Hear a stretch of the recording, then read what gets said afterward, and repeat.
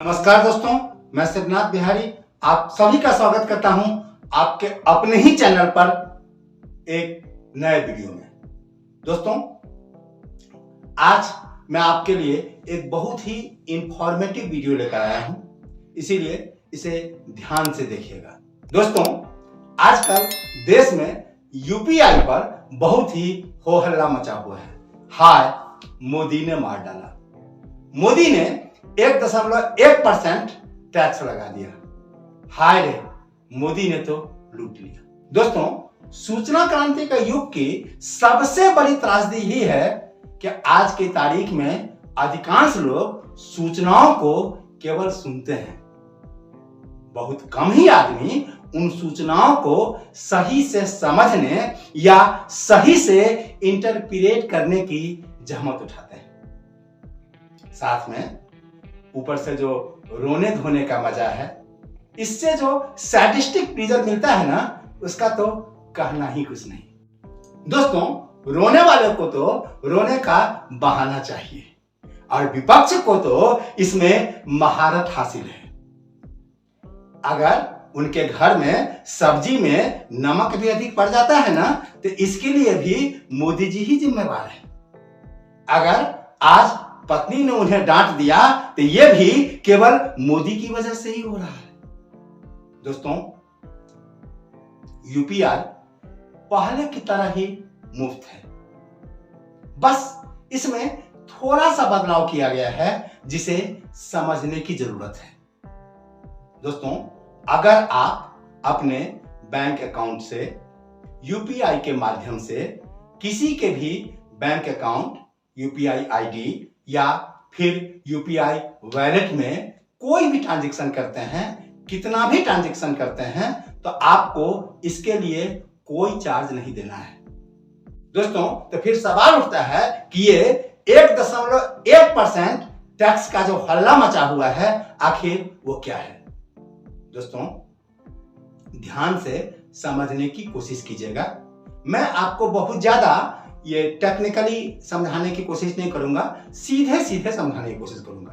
दोस्तों, UPI wallet के माध्यम से, यूपीआई ऐप के माध्यम से आप जो ट्रांजैक्शन करते हैं ना, वो ट्रांजैक्शन दो तरह का होता है। पहला ट्रांजैक्शन है जो आप यूपीआई वॉलेट में करेंगे डायरेक्ट। इस यूपीआई वॉलेट में ट्रांजैक्शन आप जिस बैंक का ऐप इस्तेमाल करते हैं उसके द्वारा भी हो सकता है, और आप जो कोई भी मोबाइल ऐप, पेटीएम, फोन पे, गूगल पे वगैरह वगैरह इस्तेमाल करते हैं, इनसे भी हो सकता है। और दूसरे तरह का जो ट्रांजैक्शन होता है दोस्तों, वो बैंक अकाउंट में होता है। आइए दोस्तों, इसे एक उदाहरण के द्वारा समझते हैं। मान लीजिए दोस्तों कि आप किसी दुकानदार से 2000 रुपए तक का कोई सामान खरीदते हैं। आपको उस दुकानदार को 2000 रुपए पेमेंट करने हैं।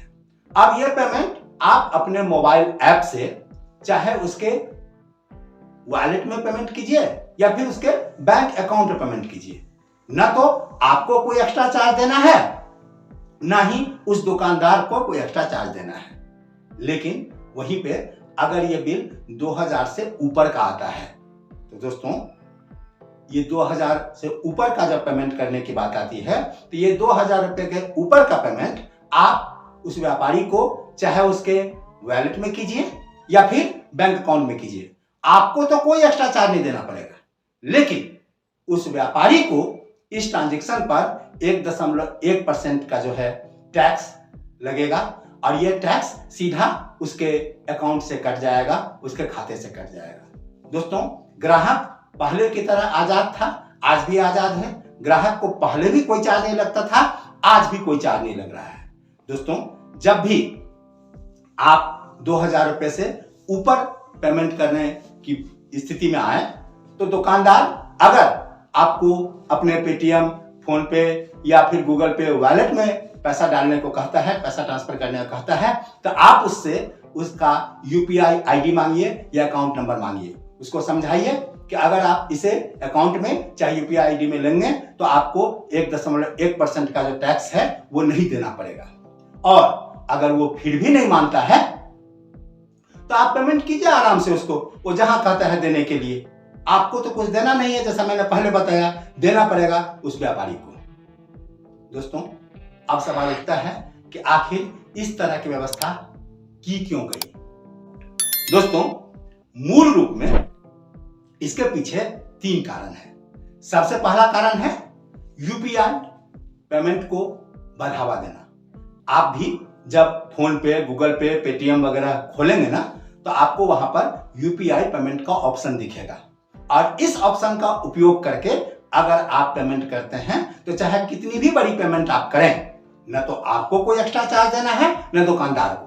तो अगर ये वॉलेट में 2000 से अधिक का ट्रांजैक्शन करने पर 1.1% का एक्स्ट्रा चार्ज लगेगा, तो अधिक से अधिक दुकानदार इस ट्रांजैक्शन को अपने अकाउंट में ही लेने की कोशिश करेंगे, अपने यूपीआई आईडी के माध्यम से ही प्राप्त करने की कोशिश करेंगे। ये दोस्तों, ये सबसे पहला मकसद है। दूसरा मकसद है दोस्तों कंप्लायंस। जी हाँ दोस्तों, सरकार अपने कामकाज में सुधार के लिए विभिन्न संस्थाओं से सुझाव मांगती रहती है।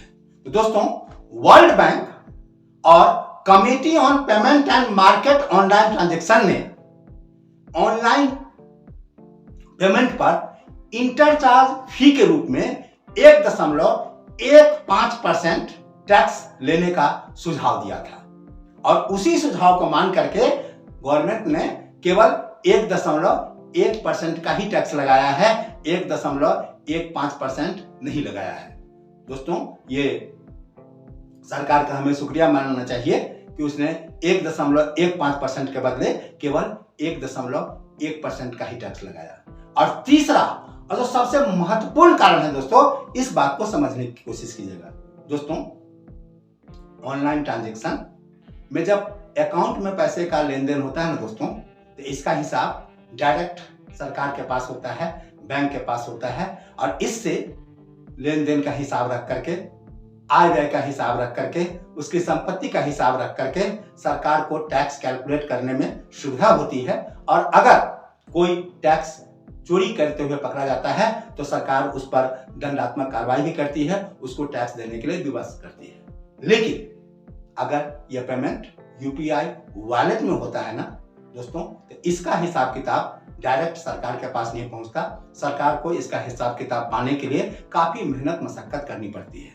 और आपको तो मालूम ही है दोस्तों कि अपने देश में लोग टैक्स बचाने के लिए क्या क्या जुगत नहीं गिराते रहते हैं, तमाम तरह के हथकंडे अपनाते हैं। तो जब से देश में यूपीआई ऐप का प्रचलन बढ़ा है और लोगों को मालूम है, आजकल हर आदमी होशियार होता है, अब लोगों को मालूम है कि यूपीआई में ऐप में जो भी ट्रांजैक्शन होता है उसके बारे में सरकार को पता नहीं चलता, उस पर टैक्स नहीं लगता है, तो लोग बड़ी बड़ी रकम भी जो है वो यूपीआई ऐप में ही लेते हैं, उसी से अपना सारा ट्रांजैक्शन करते हैं। सरकार को ये नहीं दिखाते और इस तरह से टैक्स में बच जाते हैं। दोस्तों, जैसे जैसे यूपीआई ऐप का प्रचलन बढ़ा, कई सारे शातिर व्यापारियों को ये मालूम चल गया कि अगर हम यूपीआई वॉलेट में ट्रांजैक्शन करते हैं तो इस ट्रांजैक्शन का हिसाब सरकार के पास नहीं होता और इससे हम टैक्स देने से बच सकते हैं। और इसीलिए दोस्तों, कई सारे व्यापारी अपना टैक्स बचाने के चक्कर में बड़े बड़े ट्रांजैक्शंस भी अपने यूपीआई आईडी या बैंक अकाउंट में ना करके डायरेक्ट मोबाइल वॉलेट में ही करते हैं, यूपीआई वॉलेट में ही करते हैं। तो दोस्तों, ये सारा फर्क में और से का है, सारा फर्क में और से का है, जिसे आपको बढ़िया से समझना है। आप यूपीआई वॉलेट से आप कहीं भी ट्रांसफर करें, चाहे उसके अकाउंट में करें या यूपीआई आईडी में करें, आपको भी कोई चार्ज नहीं देना है, व्यापारी को भी कोई चार्ज नहीं देना है। लेकिन अगर यूपीआई वॉलेट में आप ट्रांजैक्शन करते हैं, आप ट्रांजैक्शन पाते हैं, तो जो आपको पे करेगा उसको तो कोई एक्स्ट्रा चार्ज नहीं देना होगा, लेकिन जो उस पेमेंट को रिसीव करेगा, जिसके वॉलेट में, जिसके यूपीआई वॉलेट में, गूगल पे, फोन पे, पेटीएम वगैरह में, उसके वॉलेट में ये पेमेंट रिसीव होगा, उसको ये 1.1% का जो टैक्स है वो देना पड़ेगा। तो दोस्तों, इससे सरकार का टैक्स कलेक्शन बढ़ेगा, सरकार को सुविधा होगी हमारे लिए और भी कल्याणकारी योजनाओं को लाने में।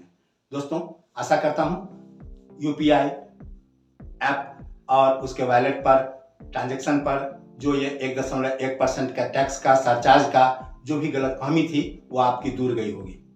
और उम्मीद करता हूं ये जानकारी आपको पसंद भी आई होगी। दोस्तों, अगर ये जानकारी आपको अच्छी लगी हो तो आप इस वीडियो को जमकर वायरल कीजिए ताकि लोगों का भ्रम दूर हो सके और पहले की तरह ही लोग जिस तरह से ट्रांजैक्शन करते थे वैसे ही करें। दोस्तों, आज के लिए बस इतना ही। बहुत जल्द मिलते हैं एक नए वीडियो में एक नए टॉपिक के साथ। तब तक के लिए अपना ख्याल रखिए, मस्त रहिए और स्वस्थ रहिए। दोस्तों, थैंक यू वेरी मच। जय हिंद, जय भारत।